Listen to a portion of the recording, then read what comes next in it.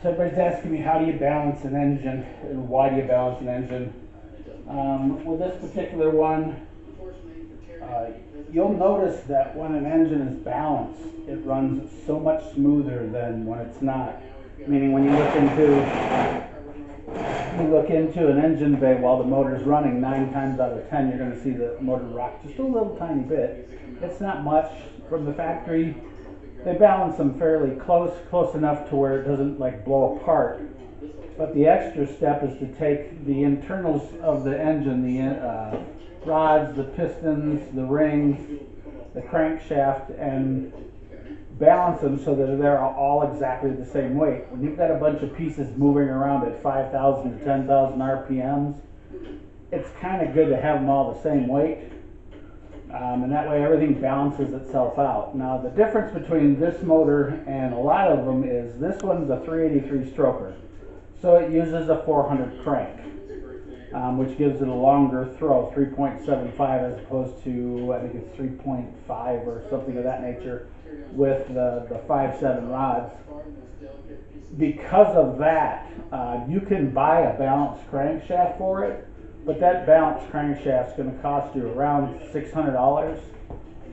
You can get the crank balanced by a machine shop, but that, to take a crank like I've got and put it to the machine shop and have it balanced, it'd be about $600 worth of labor, and I just don't see that matters. So with the 400 engine and the small block, they'll have a balanced harmonic balancer and a flywheel on both ends of the crank, and all together it balances itself. So that kind of takes care of that end. But each one of these pistons, you'll see, weighs a little bit different. Not much, just a few grams, but they weigh a little bit different, and so do the rods and the rings and everything else. Now, if you really want to get crucial with it, you can take it down to the ring pack that goes on each piston and weigh it individually. I'm not going to do that because the rings have to be set to a certain gap, and there's just no way to get that perfect, let's put it that way. So I'm not even going to mess with the rings. I'm going to do the pistons themselves. I'm going to pull the piston pin out. I'm going to weigh the piston by itself. Like this one is 601.6 grams. And then I'm going to weigh the pin by itself. It's 146 grams. So when you take those two and add them together, you get 747.8 grams. So figure 747.8, you put the next one on there, 748.9. So it's off just about 1 gram. It's not that much. It's a small amount, and it doesn't amount to too much. But the way that you can do this is take each one of the pistons, measure them, measure your piston pin separately from the piston, and you'll find out that each one of these pistons has a different weight, and so do these piston pins. Some might be heavier, some might be lighter. Now, one of the things I am going to caution about is taking material away from your piston pins. I would never suggest you do that.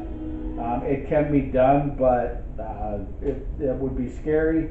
These basically hold everything together on your piston, so I'm not going to do that. I'm just going to take and I'm going to weigh each one of the pistons and each one of the pins, and that way I get the closest one to that balanced number, and then that means I just have to take a little bit less or more off of the piston itself.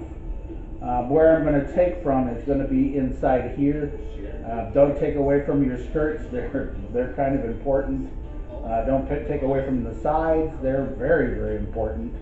But you can take just a tiny bit off the top, because if you take a look at them, they've got some material built up in there. So you can take a little bit away from that. So that's how I'm going to balance the pistons and the piston pins. The next thing to balance would be your rods. Now, to do your rods, it's a little bit different because you've got to get a hanging weight. Let me grab this one out of here real quick. Meaning that just because it weighs like this, the same as the other one, doesn't mean it's the same.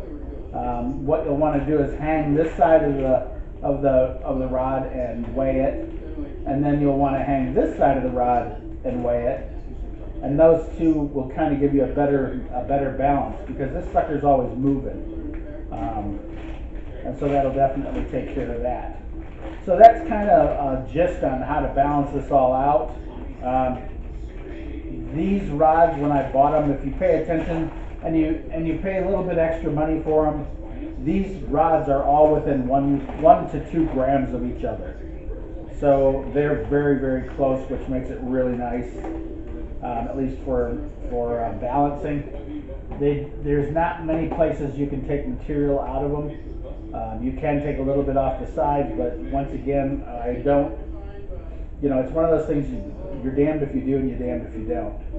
One thing I will suggest is get yourself a nice scale. This is a scale that weighs down to diamond weight. So I could actually take these pistons and go, okay, well, this one weighs 748 grams. I can change the mode to,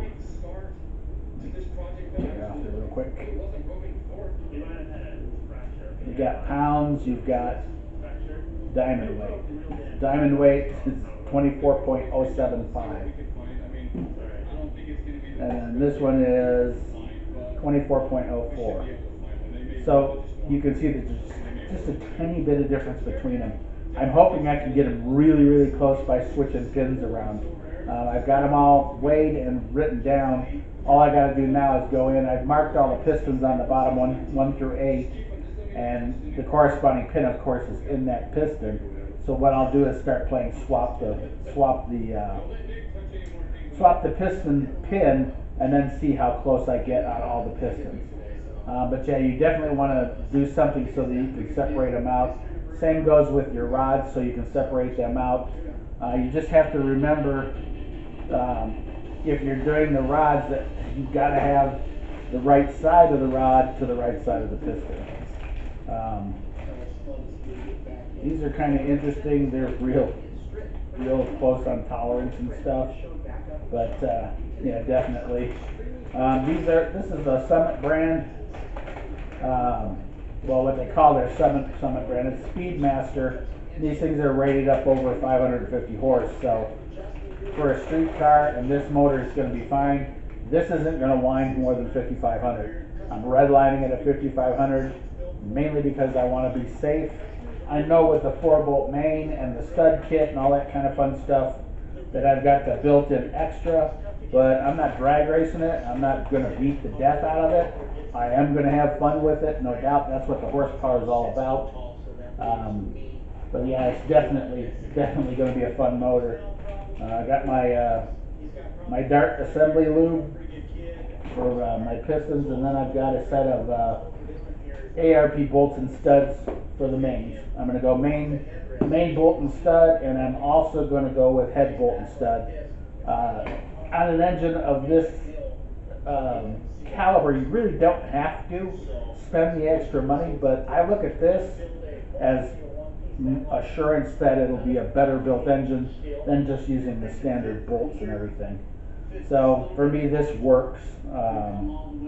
I feel more confident with these than I do the regular factory bolts and or stud or factory bolts or aftermarket bolts. I know that their clamping power is good, but these definitely make me really, really, really happy and feel really, really safe, because I don't want this thing to come apart. I don't want it to spit a bearing of any kind, and these will definitely make do of it. The rods also have ARP bolts on them, 12 points. These are at 180,000 pounds, 180,000 pounds or 190,000 pounds, somewhere in there. So that's definitely some strong bolts. And then the same with the rods. It'll pop a rod. It'll break a rod before it'll break the bolts, or it'll break the bolts out of the rod. Let's put it that way. But that's kind of the gist on balancing and how to do it. There's a million different YouTube videos out there on how to do this. I watched a bunch of them to come up with this process. And like I said, I've seen them where they go down and they'll pull out the ring pack and balance the rings to the piston, I mean, if you're not drag racing, you really don't need to do all that. Get them as close as you can. The pistons are easy. Pistons and pins, you should have them all the same weight. Rods, all the same weight. Rings, not so much. Your moving assembly, your heavy parts are your pistons and your rods and your cranks. So those are the ones you really want to pay attention to. Hope that helps you out.